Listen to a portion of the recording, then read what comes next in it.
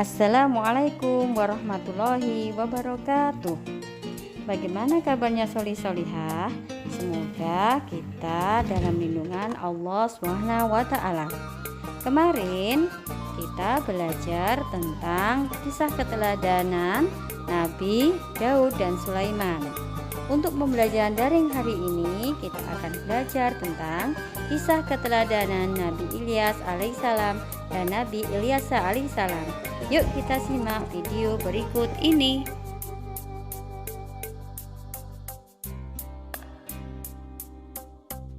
Assalamualaikum warahmatullahi wabarakatuh. Hai adik-adik semuanya, bagaimana kabarnya hari ini? Semoga kita semuanya masih dalam keadaan sehat walafiat ya. Sebelum memulai video pembelajarannya, marilah kita awali dengan membaca lafal basmalah bersama-sama. Bismillahirrahmanirrahim.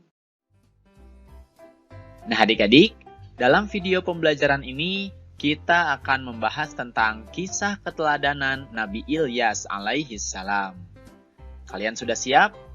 Mari kita simak kisah keteladanannya.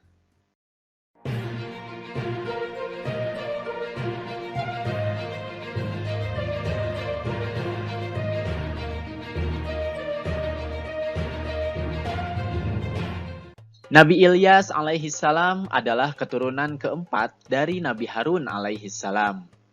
Beliau diutus oleh Allah Subhanahu wa Ta'ala kepada kaum Bani Israel setelah meninggalnya Nabi Sulaiman alaihissalam. Bismillahirrahmanirrahim. Dan sesungguhnya Ilyas benar-benar termasuk salah seorang rasul dari rasul-rasul. Quran Surat As-Saffat ayat 123. Pada saat itu, kaum Bani Israel menyembah patung berhala bernama Baal. Nabi Ilyas alaihissalam berdakwah bersama Nabi Ilyasa alaihissalam. Berulang kali Nabi Ilyas alaihissalam memperingatkan kaumnya, namun mereka tetap durhaka, menentang, dan bahkan hendak membunuhnya. Agar selamat dari kejaran orang-orang kafir, Allah Subhanahu wa Ta'ala menyuruh Nabi Ilyas alaihissalam untuk bersembunyi di dalam gua selama 10 tahun. Karena kedurhakaan orang-orang kafir itulah Allah Subhanahu wa Ta'ala menurunkan musibah kekeringan. Di sana tidak pernah turun hujan selama 3 tahun. Akibatnya banyak tanaman dan binatang ternak yang mati, serta banyak pula penduduk mengalami kelaparan karena kekurangan makanan. Mereka baru tersadar bahwa seruan Nabi Ilyas alaihissalam itu benar. Kini mereka pun mencari Nabi Ilyas alaihissalam untuk bertaubat. Akhirnya Nabi Ilyas alaihissalam ditemukan bersama Nabi Ilyasa dan mereka meminta maaf atas perbuatan yang telah dilakukan. Nabi Ilyas pun berdoa kepada Allah Subhanahu wa Ta'ala agar musibah kekeringan itu dihentikan. Doa Nabi Ilyas alaihissalam didengar dan dikabulkan oleh Allah Subhanahu wa Ta'ala. Setelah itu, kaum Bani Israel pun kembali hidup taat kepada Allah Subhanahu wa Ta'ala. Nah adik-adik, dalam kisah keteladanan tadi, kita bisa mengambil hikmah bahwa yang pertama, kita harus senantiasa bersabar dalam menghadapi cobaan. Sebagaimana Nabi Ilyas alaihissalam yang senantiasa sabar menghadapi umatnya yang durhaka. Beliau pun tidak pernah berhenti mengajak kepada kebaikan. Kemudian yang kedua, kita harus senantiasa berdoa kepada Allah Subhanahu wa Ta'ala, karena Allah adalah tempat kita meminta. Sebagaimana Nabi Ilyas alaihissalam yang selalu berdoa untuk keselamatan umatnya. Kemudian yang ketiga, kita harus senantiasa taat kepada Allah. Karena bagi umat manusia yang durhaka, Allah akan menurunkan malapetaka atau siksaan. Oke adik-adik, itu saja video pembelajaran yang bisa kakak sampaikan. Semoga kalian bisa memahami dan juga bisa menceritakan kembali kisah keteladanan Nabi Ilyas alaihissalam.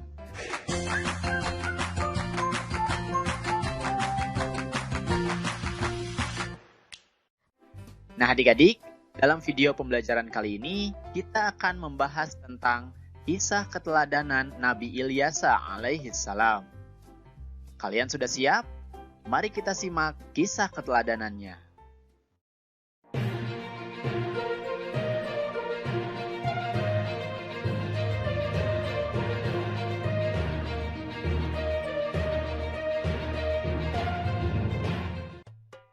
Nabi Ilyas alaihissalam adalah keponakan Nabi Ilyas alaihissalam. Ada juga yang menyebutkan bahwa beliau adalah murid Nabi Ilyas alaihissalam. Pada waktu kecil, Nabi Ilyas pernah sakit dan disembuhkan oleh Nabi Ilyas alaihissalam. Oleh karena itu, Nabi Ilyas mengikuti Nabi Ilyas untuk berdakwah kepada kaum Bani Israel. Beliau pernah bersembunyi bersama Nabi Ilyas alaihissalam di dalam gua daerah gunung untuk menghindari bala tentara Raja Ba'labak. Setelah Nabi Ilyas alaihissalam meninggal dunia, Nabi Ilyas menggantikannya dalam mengurusi kaumnya. Allah Subhanahu wa Ta'ala menjadikannya sebagai nabi setelah Nabi Ilyas alaihissalam. Nabi Ilyas alaihissalam melanjutkan misi pamannya sampai akhirnya kaum Nabi Ilyas kembali taat kepadanya. Bismillahirrahmanirrahim. Dan Ismail, Ilyas, Yunus, dan Lut masing-masing kami lebihkan derajatnya di atas umat di masanya. Quran Surat Al-An'am ayat 86. Selama masa kepemimpinan Nabi Ilyas alaihissalam, kaum Bani Israel hidup rukun, tentram, makmur karena berbakti dan bertakwa kepada Allah Subhanahu wa Ta'ala. Akan tetapi, setelah ia wafat, kaumnya Bani Israel kembali durhaka kepada ajaran Allah Subhanahu wa Ta'ala yang dibawa Nabi Ilyas alaihissalam. Hari demi hari, mereka semakin kufur kepada Allah Subhanahu wa Ta'ala. Pada akhirnya, Allah Subhanahu wa Ta'ala melenyapkan kenikmatan dan kesenangan hidup kaumnya sehingga jadilah mereka dilanda kesengsaraan. Nah adik-adik, itulah dia kisah keteladanan Nabi Ilyas alaihissalam. Ada beberapa hikmah dan keteladanan yang bisa kita ambil. Di antaranya adalah yang pertama, kita harus bisa bekerja sama jika ingin mencapai suatu tujuan. Sebagaimana Nabi Ilyas alaihissalam yang bekerja sama bersama Nabi Ilyas alaihissalam untuk berdakwah kepada kaum Bani Israel. Meskipun akhirnya Nabi Ilyas sendiri yang melanjutkan dakwah setelah Nabi Ilyas meninggal.